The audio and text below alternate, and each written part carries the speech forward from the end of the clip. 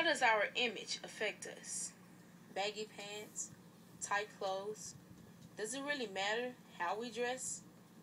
Well, in this case, it does. Look around in your community, specifically Helena, West Helena. Majority of the time when you see guys in baggy pants, they're up to no good. When you see girls in tight clothes, they're about to do something they have no business doing. Dressing in baggy pants and tight clothes can set a bad reputation for you. You might think it's cool, but it's not. I know you're probably wondering what this has to do with my presentation. Well, I'm connecting this back to the Trayvon Martin case. Trayvon Martin was a 17-year-old boy who was shot and killed by a neighborhood watchman named George Zimmerman. Now, from Zimmerman's point of view, all he saw was this black boy walking at night with a hood on and something in his hand. He thought that Martin was up to no good. Zimmerman confronted him after being told to stand down, and they got into it. There are tapes with Martin running and screaming help while he was being shot at by George Zimmerman. Zimmerman said he was only doing it for self-defense, and there were pictures of him with blood on his head. You're probably thinking that I'm going to say he deserved life in prison and explain why. But I'm not, because that's beside the point.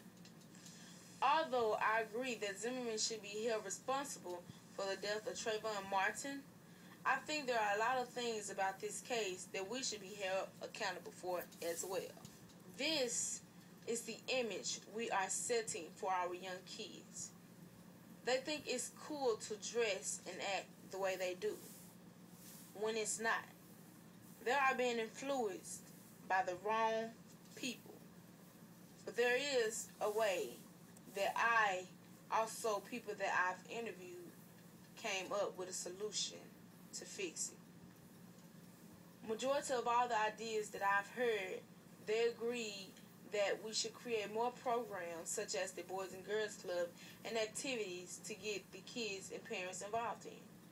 Creating these programs will help keep the kids off the streets and keep them from being influenced by men in baggy pants, girls in tight clothing, and drug dealers. They will less likely become part of gangs and cliques. It would also create more job opportunities for adults and teens in need of a job. The goal of these solutions are to build a better community. People might think it's impossible, but it's really not. Once we create programs, we'll have more activities for children to participate in. Once we have more activities, it helps bring a community together. Once we bring a community together, there will be less racial crimes and discrimination. Also, creating more activities, there will be more job opportunities, as well as keeping kids off the streets. If we keep the kids off the streets, there will be less gangs and kids getting hurt due to gang violence. If we work together as one and not as individuals, a lot of goals can be accomplished with less violence.